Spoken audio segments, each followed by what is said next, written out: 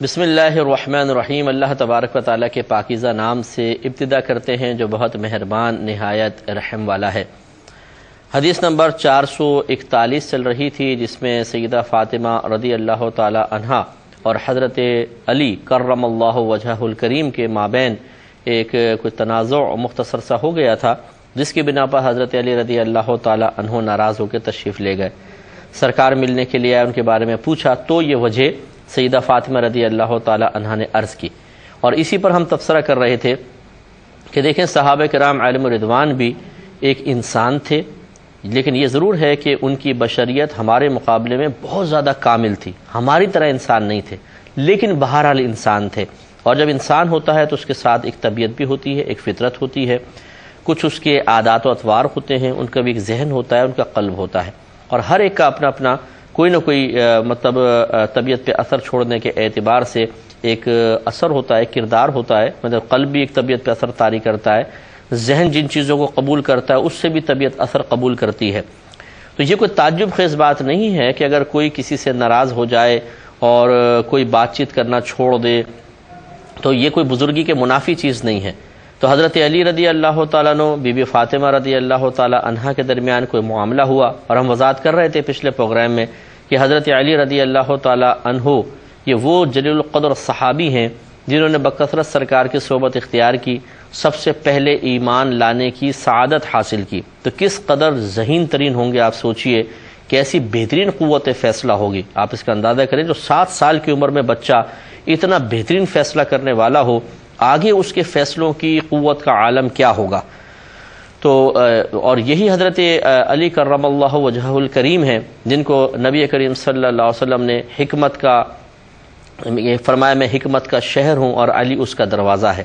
اور بعض جگہ علم کے الفاظ بھی ہیں کہ میں علم کا شہر ہوں، علی ان کا دروازہ ہے۔ تو اس قدر، اور نفسانی خواہش پہ غلبے کا عالم یہ ہے کہ آپ نے سنا ہوگا کہ کافر کے ساتھ آپ کا مقابلہ ہو رہا تھا، آپ نے اس کو پچھاڑا، زمین پہ گرایا، اور قریب تھا کہ اس کو مار دیتے، لیکن اس نے بدتمیزی کرتے ہوئے تھوک دیا، یعنی آپ کے اوپر تھوک دیا۔ تو حضرت علی رضی اللہ تعالیٰ عنہ نے اس کو چھوڑ دیا۔ تو وہ حیران ہوا اور اس نے کہا کہ یہ تو ایسا اگر موقع میرے ساتھ ہوتا تو میں تو آپ کو نہ چھوڑتا، آپ پہلے مجھے مار رہے تھے، جب میں نے یہ بدتمیزی کی تو آپ نے مجھے چھوڑ دیا، یہ کیوں؟ تو آپ نے شاید فرمایا اس لیے کہ میں پہلے تجھے اپنے اللہ کی رضا کے لیے مار رہا تھا، اور اب اگر میں مارتا تو شاید میں اپنے نفس کی خواہش کے تابع ہو کے مارتا کہ تو نے مجھ پہ تھوکا ہے، اس لیے میں نے تجھے چھوڑ دیا۔ تو آپ غور کریں کہ جو حضرت علی رضی اللہ تعالی عنہ ایک کافر سے مقابلہ کرتے ہوئے اپنی، اور اتنے نازک لمحے میں کہ ایک لمحے میں فیصلہ کرنا ہے بس، دیکھیں نا، آپ نے چھوڑا تو کافر بھی پلٹ کے حملہ کر سکتا تھا، کچھ بھی ہو سکتا تھا، لیکن جو اس نازک لمحے میں بھی نفس کی اطاعت کے لیے تیار نہ ہو، کیا ایسا ہو سکتا ہے کہ وہ اپنے گھر میں اپنی نفسانی خواہش کے تابع ہو کے ناراض ہوئے ہوں؟ تو ضرور اس کی معقول وجہ تھی، اور یقیناً شرعی وجہ تھی، اور یقیناً اس طرف اگر دیکھا جائے تو ہماری بی بی فاطمہ رضی اللہ تعالی عنہا جگر گوشہ رسول ہیں، ہماری شہزادی کونین ہیں، ہمارے سروں کے تاج ہیں، نبی کریم صلی اللہ علیہ وسلم کی تربیت یافتہ ہیں۔ یہ کیسے ہو سکتا ہے کہ وہ اپنی نفسانی خواہش کے تابع ہوں؟ دیکھیں، ایک دفعہ حضرت علی رضی اللہ تعالیٰ عنہ کا یہ فرمان ہے، یہ سیاہ ستہ کی روایت میں ہے کہ فاطمہ چونکہ چکی پیسا کرتی تھی تو ان کے ہاتھ میں گڑھے پڑ گئے تھے، نشان، یعنی چکی کی وجہ سے، اور اپنے گھر کا کام وہ خود کرتی تھیں، اور بعض اوقات جب پانی بھر کے لے کر آتی تو کندھے کے اوپر اس کا مشق کا نشان پڑ گیا تھا۔ تو یہ کہتے ہیں کہ ایک دفعہ مجھے پتہ چلا کہ کچھ مال غنیمت کے غلام آئے ہیں، تو میں نے فاطمہ سے کہا کہ آپ ایسا کریں کہ اپنے بابا جان کے پاس جائیں اور ایک خادم مانگ لیں، تو آپ کے لیے آسانی ہو جائے گی کام میں۔ تو سیدہ فاطمہ رضی اللہ تعالیٰ عنہ تشریف لے گئیں، لیکن وہاں سرکار اس وقت ظاہری طور پہ موجود نہیں تھے، ملاقات نہ ہو سکی، واپس آ گئیں۔ پھر روایت میں آتا ہے کہ سرکار کو جب پتہ چلا کہ صاحبزادی تشریف لائی تھی، سرکار واپس آئے، حجرے میں آئے ان کے، تو حضرت علی زمین پہ لیٹے ہوئے تھے، بی بی فاطمہ بھی تھیں، سرکار ان کے درمیان آ کر بیٹھ گئے۔ روایت میں ایسی ہے کہ درمیان آ کے بیٹھے، اور آپ نے پوچھا کہ بیٹی کیسے آئی تھیں؟ عرض کی بابا جان یہ وجہ تھی کہ میں خادم چاہتی تھی۔ سرکار نے فرمایا کہ کیا میں تمہیں ایک خادم سے بہترین چیز نہ دے دوں؟ عرض کی رسول اللہ ضرور دیجئے۔ سرکار نے فرمایا پس پھر تم ہر نماز کے بعد 33 مرتبہ سبحان اللہ، 33 مرتبہ الحمدللہ، اور 34 مرتبہ اللہ اکبر کہہ لیا کرو، یہ تمہارے لیے غلام حاصل کرنے سے بہتر ہے۔ تو جواب میں بی بی فاطمہ رضی اللہ تعالیٰ نے عرض کیا، یا رسول اللہ اے بابا جان، اے اللہ کے رسول، میں اس پہ دل سے راضی ہوں، تو آپ اندازہ فرمائیں کہ جو اس قدر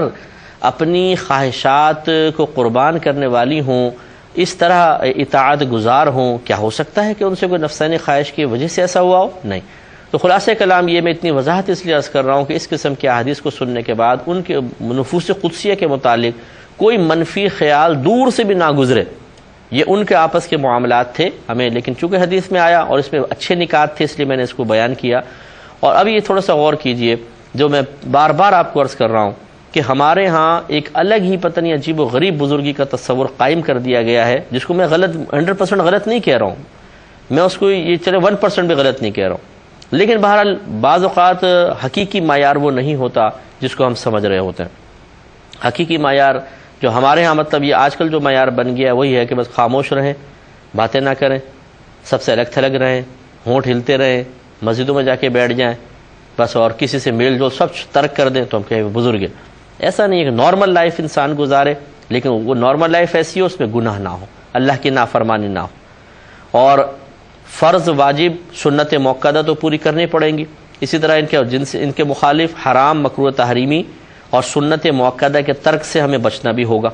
باقی اس کے علاوہ جتنا آپ کر سکتے ہیں اتنا آسانی سے کوئی وظیفے وغیرہ نبھا لیں، ورنہ نہ بھی کریں تو کوئی گرفت نہیں ہے، بس پھر اپنے نارمل لائف گزاریں، اپنی بیوی بچوں کے ساتھ اچھا سلوک کریں، ماں باپ کے ساتھ اچھا سلوک کریں، اپنے کام میں دیانتداری سے آپ وقت دیں۔ دیکھیں بعض اوقات ہم سمجھتے ہیں ایک شخص مسجد میں بیٹھا ہوا ہے اور ذکر الہی کر رہا ہے، ایک نوجوان اپنی ڈیوٹی پوری کر رہا ہے، آفس میں ہے، فیکٹری میں ہے، ہم کہتے ہیں یار یہ افضل ہے جو مسجد میں بیٹھا ہوا ہے۔ اور میں آپ کو گارنٹی سے کہتا ہوں کہ اگر آپ قرآن و حدیث کا مطالعہ کر لیں تو بعض صورتوں میں یہ افضل ہوگا جو آفس میں کام کر رہا ہے، اس لیے کہ کسب معاش کرنا یہ بہت بڑی عبادت ہے، اپنے بیوی بچوں کو ہاتھ پھیلانے سے روکنے کے لیے کوشش کرنا بہت بڑی عبادت ہے۔ ہم عبادت کا مفہوم سمجھتے ہیں نماز پڑھنا، روزے رکھنا، زکوٰۃ دینا، درود شریف وغیرہ پڑھنا، ہاتھوں پہ قرآن پاک کی تلاوت کرنا، تہجد، چاش، اشراق، لیکن یہ سوچتے نہیں ہیں کہ جو کسب معاش ہے، کسب حلال ہے، یہ بھی بہت بڑی عبادت ہے۔ وہ نوجوان عبادت کر رہا ہے، بہت بڑا عابد ہے، بہت بڑا عابد۔ تو یہ الگ بات ہے کہ ہم اس کو عبادت کی نگاہ سے نہیں دیکھتے، بلکہ ہم یہ سمجھتے ہیں جی یہ تو دنیا کما رہا ہے۔ تو میں نے آپ کو پہلے بھی حدیث سنائی تھی کہ ایک دفعہ سرکار صلی اللہ علیہ وسلم صحابہ کرام کے ساتھ بازار میں تشریف لے گئے، تو صحابہ نے دیکھا کہ ایک نوجوان بازار میں بڑا مستعد نظر آ رہا ہے، ادھر کا سامان ادھر، ادھر سے ادھر۔ تو صحابہ کرام کی زبان سے نکلا کہ کاش اس کی یہ کوشش اللہ کے راستے میں ہوتی۔ تو رحمت کونین صلی اللہ علیہ وسلم نے ارشاد فرمایا کہ اگر یہ نوجوان اس لیے بھاگ دوڑ کر رہا ہے کہ اپنے آپ کو تنگ دستی سے بچائے، اپنے گھر والوں کی ضرورتیں پوری کرے، ان کو دست سوال دراز کرنے سے بچائے، یعنی کسی کے سامنے ہاتھ پھیلانے سے بچائے، تو اس کی یہ کوشش اللہ کے راستے میں ہے۔ اور اگر یہ اس لیے کوشش کر رہا ہے تاکہ اپنا مال بڑھائے، خوب مال جمع کرے، دوسروں پہ فخر کرے، تو اس کی یہ کوشش شیطان کے راستے میں ہے۔ معلوم ہوا کہ اگر ایک نوجوان، ایک مسلمان کسی کاروباری مقام پر ہے، کسی جاب کی جگہ پر ہے، آفس میں ہے، فیکٹری میں ہے، اور دیانتداری سے کام کر رہا ہے اور نیت اچھی ہے کہ میں جو یہاں سے روزی مجھے ملے گی میں اس سے رزق حلال اپنے گھر والوں کو کھلاؤں گا، تنگ دستی سے بچوں گا، کسی کے سامنے ہاتھ نہیں پھیلاؤں گا، تو پھر یاد رکھیں وہ عبادت میں ہے، مسلسل اس کو عبادت مل رہی ہے۔ تو معلوم یہ ہوا کہ یہ زندگی کا حصہ ہے۔ میاں بیوی میں کبھی کبھار نوک جھوک بھی ہو جاتی ہے، ناراض ہو جانا ایک دوسرے سے کوئی مسئلہ نہیں ہے، ہمیشہ نفسانی خواہش کے تابع نہیں ہوتا ہے، اگر ہوتا تو حضرت علی کرم اللہ وجہہ الکریم ایسا کبھی بھی نہ کرتے۔ یہی وجہ ہے کہ سرکار نے نہیں فرمایا، دیکھیں ذرا غور کیجئے گا کہ ہیں ناراض ہو گئے، بزرگ اور ناراض،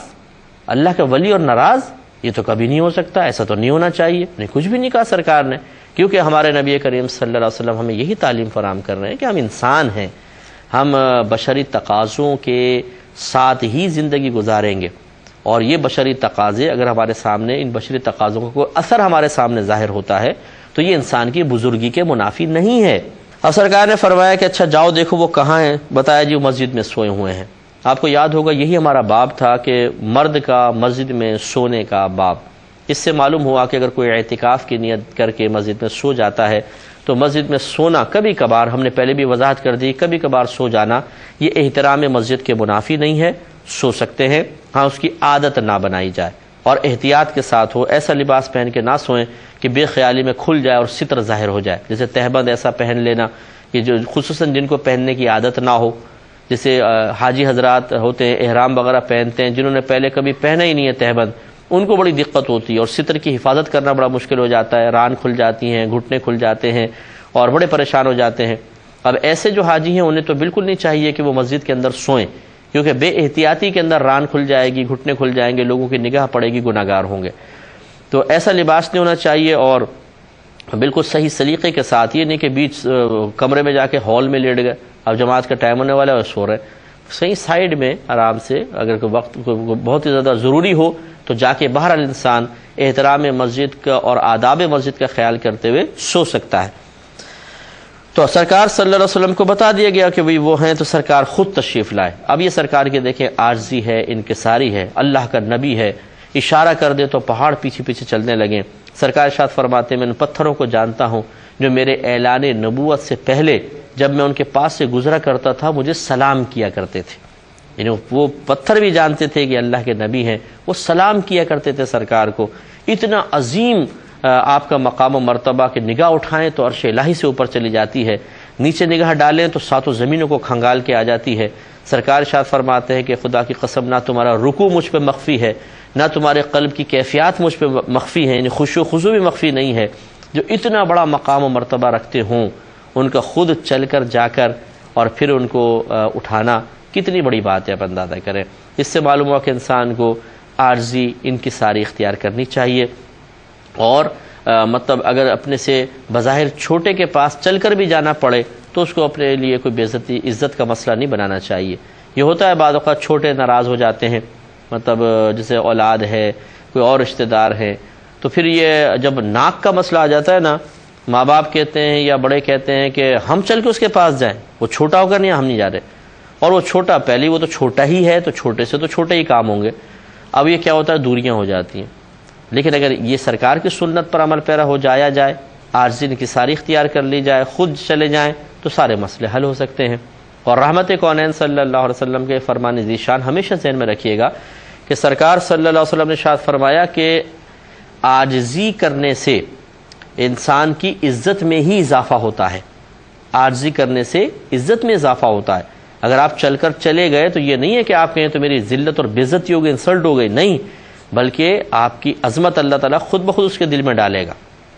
خود بخود، آپ کو تکلف کرنے کی حاجت نہیں ہے، ان کے دل میں پیدا ہوگی یہ محبت پیار کہ دیکھو ہمارے بڑے چل کر آ گئے، پھر ان کو افسوس ہوگا، وہ معافیاں مانگیں گے۔ بلکہ تو حضرت علی رضی اللہ تعالیٰ عنہ مسجد میں ہے، سرکار بنفس نفیس تشریف فرما ہوئے اور آ کر دیکھا تو کمر مبارکہ پر مٹی لگی ہوئی ہے، تو سرکار نے پیار سے پھر مٹی صاف کر رہے تھے سرکار، اور فرما رہے تھے ابو تراب اٹھو، ابو تراب اٹھو، قم ابا تراب، قم ابا تراب، سرکار نے ارشاد فرمایا۔ تو دیکھیں یہ پیار ہے، محبت ہے، اپنائیت ہے، اس کا اظہار ہے۔ تو سرکار کا کہ خود اپنے دست مبارکہ سے مٹی کو صاف کرنا کتنی بڑی بات ہے۔ اور یہ تاریخ الخلفاء میں لکھا ہے کہ حضرت علی رضی اللہ تعالیٰ عنہ جب کوئی آپ کو علی کہہ کے پکارتا تھا اتنے خوش نہیں ہوتے تھے، لیکن جب کوئی ابو تراب کہہ کے پکارتا تھا تو بہت خوش ہوتے تھے اور فرماتے تھے مجھے ابو تراب کہو، کیونکہ میرے نبی کریم صلی اللہ علیہ وسلم نے مجھے یہ کنیت عطا فرمائی ہے۔ تو اس سے معلوم ہوا کہ ہمارے جو بزرگان دین تھے ان میں بھی آپس میں کبھی کبھی پیار محبت کے ساتھ ساتھ